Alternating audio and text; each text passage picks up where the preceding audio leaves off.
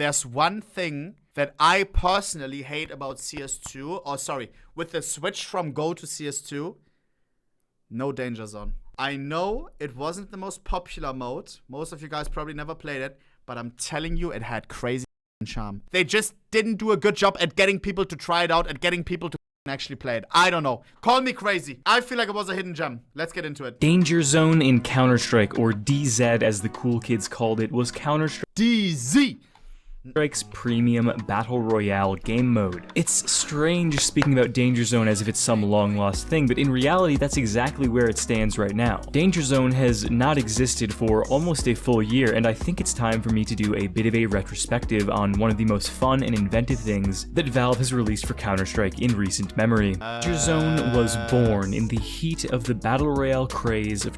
Dude. Was this one of Valve's misses, chat? Artifact was a miss. This was one of the things they like tried to do, right? A battle royale, basically. It was a Valve battle royale. It was in CS, yes, but still. How was it not a hit during the time when PUBG was going nuts? Battle royales popping out of the woodworks. All of a sudden, Realm Royale, I played it. Every streamer played it. How the was Danger Zone never big? It was not. Chat. The movement you have from CS with the bump mines, everything. Okay, the teammates, that's subjective, right? You could have trash teammates, good teammates, but I'm telling you, the people I met in Danger Zone. Maybe it's for me, just nostalgia, I don't know. I loved it, bro. 2017 and 2018. If you were a game developer, chances are you, or in most cases your shareholders, saw the massive success of PUBG, and then shortly after the even massiver success of Fortnite, and wanted a piece of that pie. Valve is no exception to this. They took their blockbuster AAA enormous esports shooter and applied its incredibly popular mechanics to the Battle Royale format. And so came Danger Zone. However, Danger Zone was not simply a lazy Battle Royale mode implemented without care for quality as many of these other cheap battle royales were. Danger Zone clearly came with love. It was a unique spin on the genre and was different in a lot of ways. Where traditional battle royale... Why are we watching gameplay from IGN? How are game reporters so trash at the games? Or do they have to be trash to make it look like for the average user that reads their magazines to be like, oh yeah, that looks fun, like I can play like that? I think it has to be that. I swear, like, bro, this, like, the movement alone. He's trying to go up the stairs, look. A unique spin on the genre and was different in a lot of ways. Where traditional battle royales mainly had 100 players, Danger Zone was limited to just 18. At first, you could queue as a solo, duo, or trio. However, solo and duo servers were combined after a few months due to trouble populating servers, and trios... I don't even remember that. We had trios in Danger Zone? Dude, I feel like I started Danger Zone as well. It went past me. I tried it out on release once and then didn't try it for like 2 years or a year or something. Dude, we had trios. Were discontinued entirely. Counter-Strike is unique in the shooter genre because of its buy system, so of course Danger Zone had to implement some kind of buy system to keep the Counter-Strike feel. They did this through the tablet system. The Danger Zone tablet is the thing that separates it from a traditional battle royale. The tablet has a number of features, but first let's talk about buying. You could use the tablet to pull up a buy menu and use money collected through exploring new areas, opening crates, etc. to buy weapons, equipment, and upgrades for the tablet itself. Do the things you buy just appear instantly? No, they're delivered by drone. These drones could draw other players to your location. In fact, you could even get your package robbed by other players if they shot your drone down. One of those upgrades for the tablet that I mentioned allows you to see all the active drones. Why was it not a hit? And because it was not a hit, now they may just give up for it for CS2. Yeah, we've seen some like code stuff and stuff. It may be coming, but it may not be.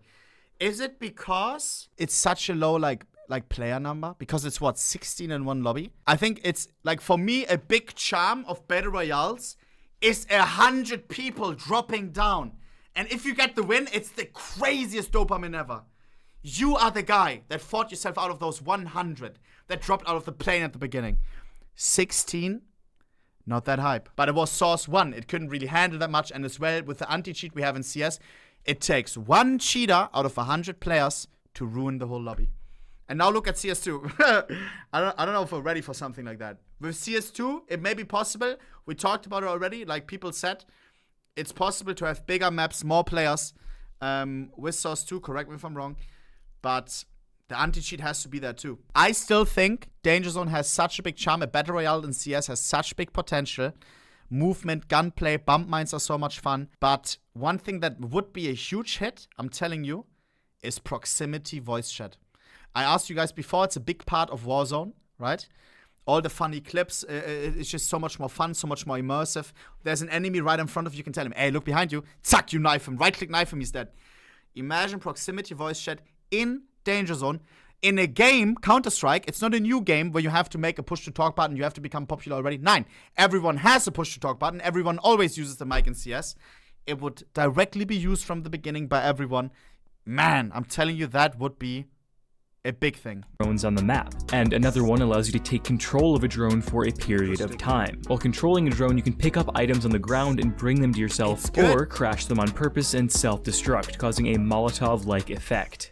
Speaking of the map, that is the other large function of the tablet. You get this semi-3D map of the playable area defined by these hexagons. These hexes actually give a lot of info. They turn yellow when there's a player in them, including yourself, and display the location of the danger zone. Danger zone is just like every other battle royale in the way that it relies on a slowly constricting zone to force players to fight rather than just camp each other out. In the case of DZ, the zone is a missile system that slowly infects each hex with a poison of sorts. When they're this big, the hexes don't provide much information. However, you can get a tablet upgrade to divide each hex into 6 small triangular zones, which is extremely precise. It's so You might have noticed that on the tablet buy menu, there are some things that aren't in normal Counter-Strike that are in Danger Zone. The Riot Shield, which is or was available in Casual Hostage Group, came from Danger Zone, and Danger Zone was also the first place that the Zeus's rechargeability was tested, which is now part. Is it as well maybe why it wasn't a hit? That they never really updated it? Look at Fortnite. Look at PUBG. Seasons.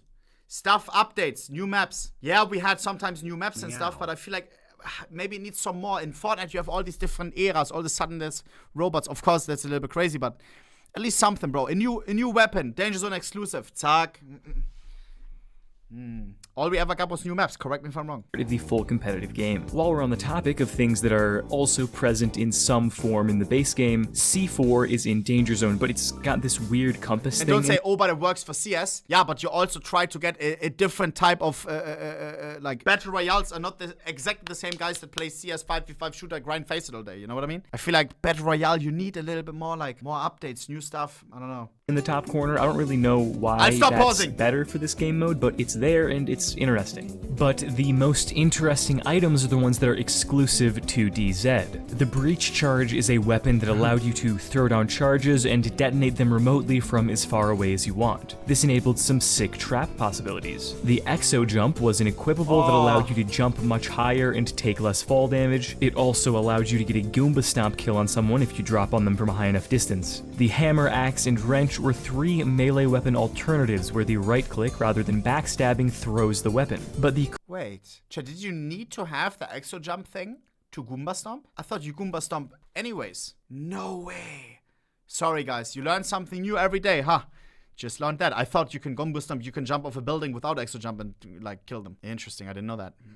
coolest item introduced solely for Danger Zone is undoubtedly the Bump Mine. The Bump Mine is a weapon that you lay down on the ground. If a player walks on it, they're launched up into the sky. This acts as a quite formidable deterrent to a player entering a building, for example. However, it isn't best used as a weapon. It's a movement item.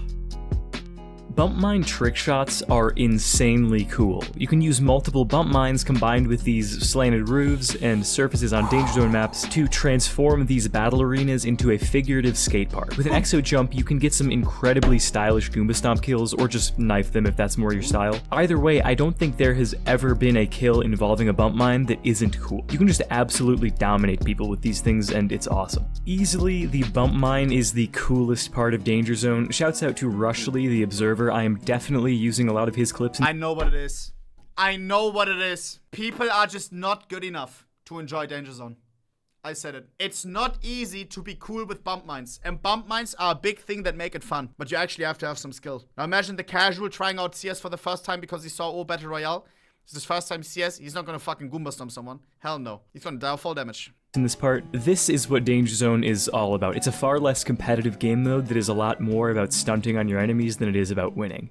Danger Zone and the casuals can handle a raised satchel, but not a Danger Zone bump mine.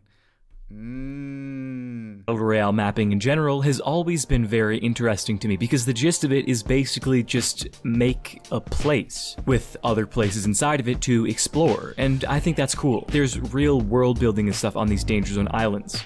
Danger Zone was a technical feat. The Source engine was not built to handle maps of this size at this level of detail all at once. There's a reason that the iconic Source engine loading screen pauses from Half-Life 2 exist. The engine wasn't capable of handling the entire playable area at one time. You had to load a new area every once in a while, and that broke the immersion. Danger Zone manages to stretch the prop and displacement limits of Source 1 to the extreme, and fit this massive map into one single scene while maintaining a relatively high level of detail.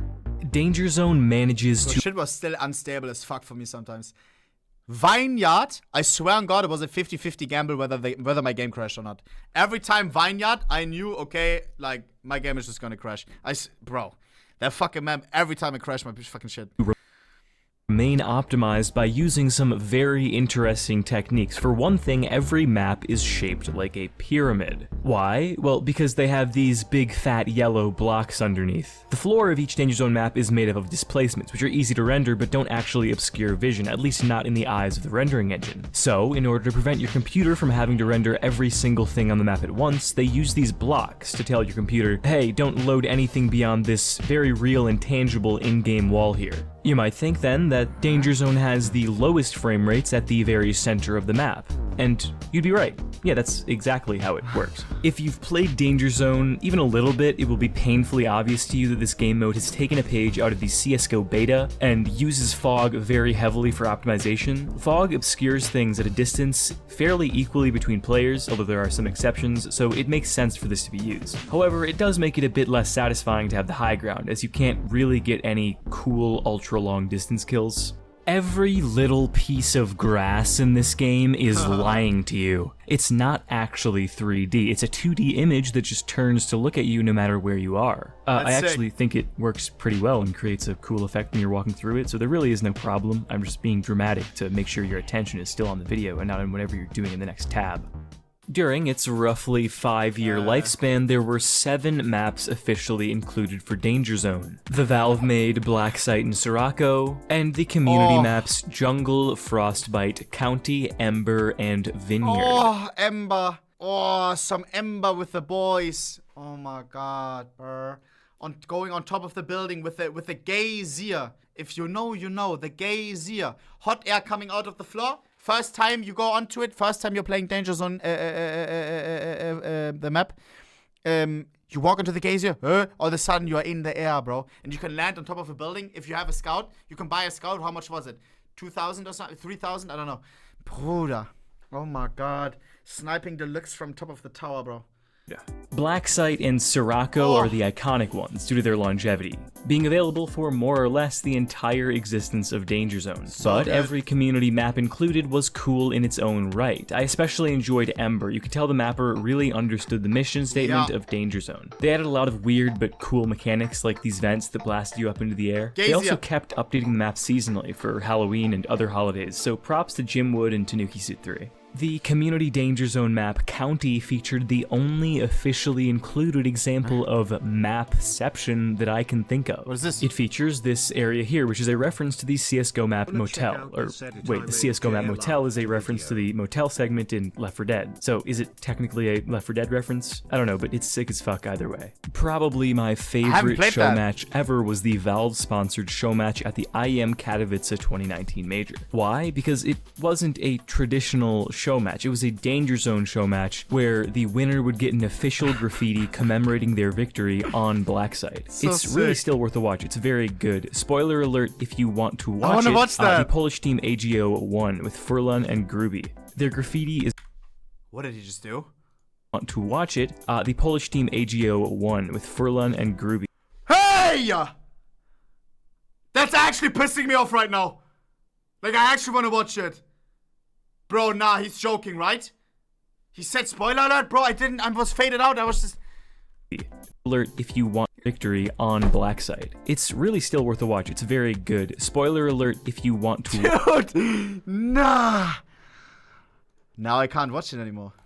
watch it, the Polish team AGO won with Furlan and Gruby.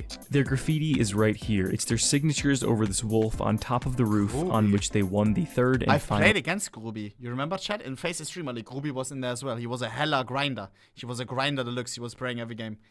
Map. Interestingly, this still stands as the last time that Valve officially immortalized a pro play on a map. Danger Zone exists now as this weird time capsule. For some reason, I think about it completely distinctly from CSGO, despite the fact that they are inexplicably tied and went offline at the same time. Danger Zone is its own thing. If it comes back for CS2, I would assume that Danger Zone would receive a large overhaul. Despite how fun it was, Danger Zone was never all that popular, and the numbers say that if it were to come back, Valve would need to try to innovate on it further, make it more popular. Plus, with Source 2, they're no longer restricted by the limits of a 20-year-old engine and could hypothetically make Danger Zone maps as big as full-sized Battle Royale maps. I'm not sure how 64 or 100 player Danger Zone would work, but I'm down to try. No matter the form in which it returns, I would love to see Danger Zone in CS2 in some capacity. I think we as a community miss it dearly. CS2 needs content in any form. Do you, chat? Every time I fucking cry about Danger Zone, like I got 3 people spamming W and the rest says, nah, DZ was boring. Come on, G. I swear it was special or can be special. And I think Danger Zone would be a far larger success now because of that. Danger Zone would fill the drought of content that CS2 is in right now. CSGO Danger Zone was not just any old game mode, it was a unique experiment in blending the very boxed-in tactical depth of Counter-Strike gameplay with the extremely open and unrestricted nature of Battle Royale. Danger Zone offered players a chance to experience something familiar yet refreshingly different. And I think that's exactly what we need right now. A refresher. Thank you. Why was Danger Zone never popular? It's been a minute since I've done one of these, but this is the bonus penguin once again. Wanted to stop in and say I think this is one of my better videos in a minute. I really liked making this. I was fueled by my actual, I loved Danger Zone when it was in the game, so being able to talk about it and reminisce about it was honestly a walk down memory lane that I really enjoyed, and I hope you really enjoyed watching me go down as well. If you liked this video, if you like this style of videos and you want more in this style, make sure to like the video, subscribe to the channel, and yeah, one last time, thank you so much for watching, and I will see you in the next one. I enjoyed that. We missed our penguin some Oh my god, the Counter-Strike iceberg. I missed so many bangers.